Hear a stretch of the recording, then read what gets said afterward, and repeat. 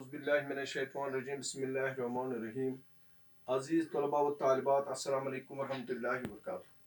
پیارے بچوں، آج 11 مئی 2021 دن جو ہے منگلوار. یہ آج کا جو لیکچر ہے 9ویں جماعت کے لیے ہے اور مضمون ہمارا ہے اردو. عنوان ہے ایک ادیب، ایک مشہور ادیب کشمیر کا، جس نے کشمیر کے اردو ادب کو بہت ہی بامی عروج تک پہنچا ہے. اس کا نام ہے شمیم احمد شمیم. پیارے بچوں، اس کے ہم آج حالات زندگی اور ادبی کارنامے ڈسکس کریں گے. یہ جو شمیم احمد شمیم ہے، اس کا نام ہے شمیم احمد اور تخلص ہے شمیم. پیارے بچوں، یہ 1934 میں شوپیان کے ایک مشہور گاؤں ناسور میں پیدا ہوئے. ان کی تعلیم پہلے انہوں نے BA کیا ہے اور اس کے بعد انہوں نے علی گڑھ یونیورسٹی سے LLB کیا ہے. پیارے بچوں، آپ اپنی کتاب صفحہ نمبر 34 نکالیے. اوپر شمیم احمد شمیم 1934 تا 1980. حالات زندگی جیسا کہ میں نے آپ کو بتایا، شمیم احمد شمیم 1934 میں شوپیان کے ایک ناسنور گاؤں میں پیدا ہوئے. بہت ہی مشہور گاؤں ہے شوپیان کا. میٹرک پاس کرنے کے بعد سری نگر کے SP کالج میں داخلہ لیا. میٹرک پاس کیا شوپیان میں اور اس کے بعد سری نگر کے مشہور کالج SP کالج میں داخلہ لیا.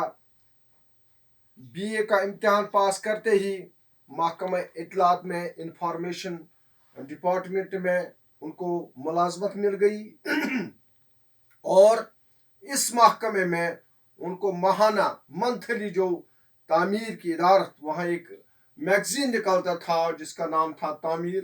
اس کا ٹیلنٹ دیکھ کر، اس کا ادبی شوق دیکھ کر اس کو اس کا مدیر اعلیٰ بنایا گیا، سارا کام سونپا گیا.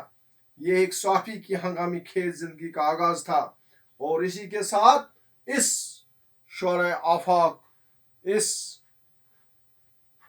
ہنگامہ خیز زندگی گزارنے والے صحافی کا ادب میں آغاز ہوا.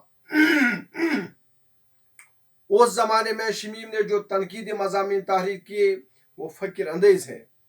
شمیم احمد شمیم ایک فکری آدمی تھا، ایک انقلابی ذہن رکھتا تھا اور اس نے آتے آتے ہی حکومت کو، جو حکومت کے ایوانوں میں بیٹھے تھے، ان کے خلاف مضمون لکھنے شروع کیے.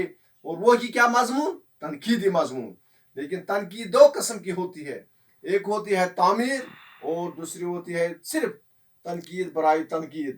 لیکن جو شمیم احمد مرحوم شمیم احمد شمیم، اللہ اس کو جنت الفردوس عطا کرے، اس نے تعمیر کے لیے تنقیدی مضمون لکھے.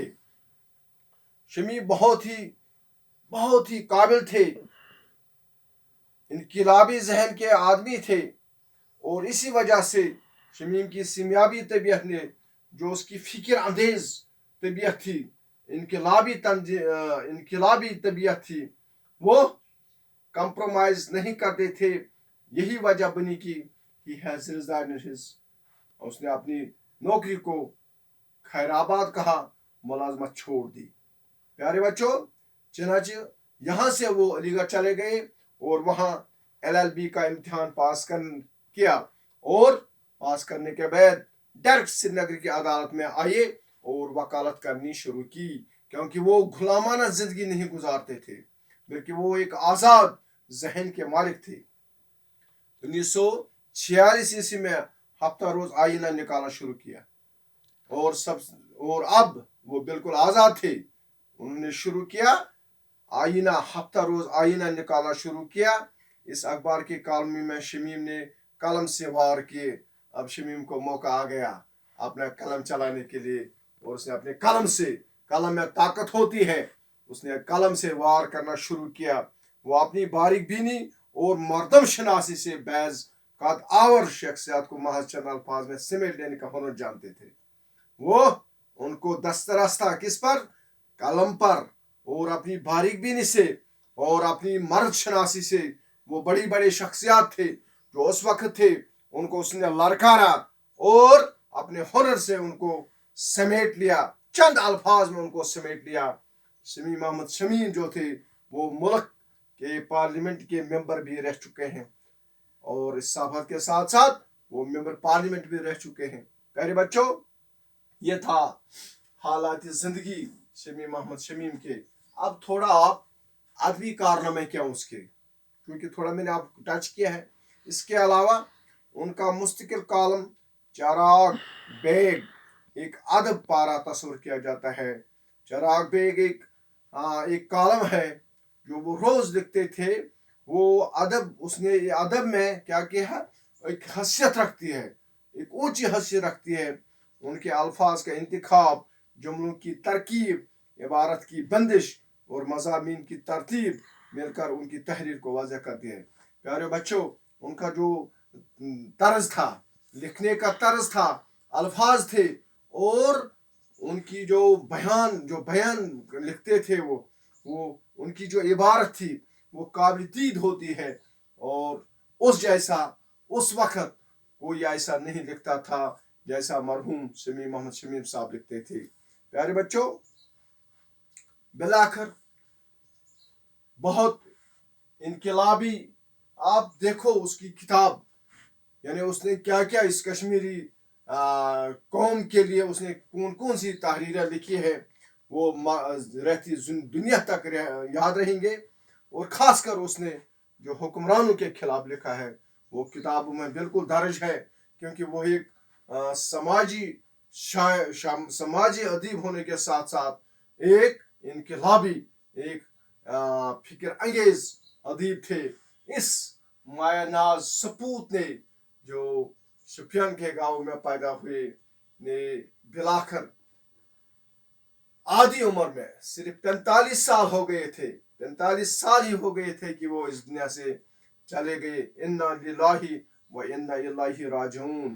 اللہ تعالیٰ اس عظیم اور بلند مرتبہ ادیب شمیم احمد شمیم کو گھر کے رحمت اور ترک نور اور اپنے رحمت سے اور اپنی مغفرت سے نوازیں۔ اس ماہ مبارک کے طفیل ہم دعا کریں گے۔ پیارے بچوں، یہ تھا مختصر طور آپ کی جو کتاب شمیم احمد شمیم، جس نے دیوان مرحوم کی یاد میں مضمون لکھا ہے۔ دیوان مرحوم کی یاد میں جو مضمون لکھا ہے صفحہ نمبر 35 پر، یہ انشاءاللہ کل ہم 12 مئی کو پڑھیں گے، اور یاد رکھنا 12 مئی کو یہ پڑھیں گے۔ لیکن آپ سے گزارش ہے کہ آپ اس کو پہلے ہی پڑھیے۔ دیوان مرحوم کی یاد میں اس کے 4-5 پیجز ہیں، آج ہی پڑھنا، تاکہ کل جب ہم پڑھیں گے 12 مئی کو تو آپ کو سمجھنے میں آسانی ہوگی۔ مجھے امید ہے آپ تھوڑا بہت، اگر زیادہ نہیں تھوڑا بہت، جو آپ کو اپنے اساتذہ صاحبان روز لیکچر دے رہے ہیں، سارے اساتذہ صاحبان، لیکن اب آپ کا کام ہے، ہم تو چراغ جلاتے ہیں، لیکن اب چراغ لینے والا کوئی ہونا چاہیے۔ لہذا آپ ان لیکچر کو دیکھیے، اپنے موبائل سیٹس آن کیجئے، ان کو ریچارج کیجئے، ان کو چارج کیجئے، اور ان سے پورا فائدہ اٹھائیے۔ صرف آپ ان کو گیموں تک محدود نہ رکھیں، صرف ان کو آپ فیس بک چلانے تک محدود نہ رکھیں۔ پلیز اور پلیز ان چیزوں سے پرہیز کیجئے، صرف اور صرف اپنی کتابوں پر توجہ دیجئے۔ اور کل انشاءاللہ ہم 12 تاریخ کو بدھ کو یہ سبق جو شمیم احمد شمیم نے لکھا ہے دیوان مرحوم کی یاد میں، یہ پڑھیں گے، اور انشاءاللہ ہو سکتا ہے 13 تاریخ کو عید ہوگی، اگر نہیں تو 14 تاریخ کو ہوگی۔ اس بارے میں آپ کو انشاءاللہ ایڈوانس عید مبارک پیش کرتا ہوں، چاہے جمعرات کو ہوگی یا جمعہ کو ہوگی۔ لیکن عید کے ساتھ ساتھ ہمیں تو عید ہی نہیں ہے، ہمیں ہی نہیں بلکہ ساری دنیا آج پریشان ہے، ساری دنیا آج غم میں مبتلا ہے۔ لہذا اللہ تعالیٰ ہمیں اس پریشانی سے چھٹکارا دے، اس سے آزاد کرے، لیکن ہمیں تھوڑا بہت اس میں اپنا رول ادا کرنا ہے، اپنا رول پلے کرنا ہے۔ ہمارا رول کیا ہے؟ رول ہے سوشل ڈسٹینس، رول کیا ہے؟ मास्क लगाना, रोल क्या है, ज्यादा से ज्यादा मुंह हाथ धोना। रोल क्या है, सबसे इम्पोर्टेंट जो पॉइंट है वो है सफाई। सफाई से इंसान है, गलीज और गंदा तो हैवान है। जिस दीन के साथ, जिस मजहब के साथ हमारा ताल्लुक है वो है इस्लाम। इस्लाम ने कहा, इस्लाम ने फरमाया, इस्लाम है सफाई नस्ब ईमान है। लिहाजा हमें पहले ही बता गया, आज से 1400 साल पहले, सफाई रखो, सफाई रखो, सफाई रखो, तब हमारी खैर है इंशाअल्लाह। बहरहाल आज बस इतना ही है, गुजारिशात है। मैं आपको इस नोट जो मैंने आपको लिखाया, शमीम मोहम्मद शमीम के हालात ज़िंदगी और आदमी कारनामे, इसका मैं नोट भी आपको इरसाल कर रहा हूँ थ्रू व्हाट्सएप। जैसे मुझे उम्मीद है कि आप घरों में बैठकर पढ़ेंगे। आपको मौका आएगा, घरों में बैठकर ज़्यादा मौका आता है। बाकी कहीं मुश्किलात होगी तो अपने उस्ताद साहिबान को मिस कॉल करके उनको गुजारिश करें कि हमें समझा। शुक्रिया, खुदा हाफिज़, अस्सलाम।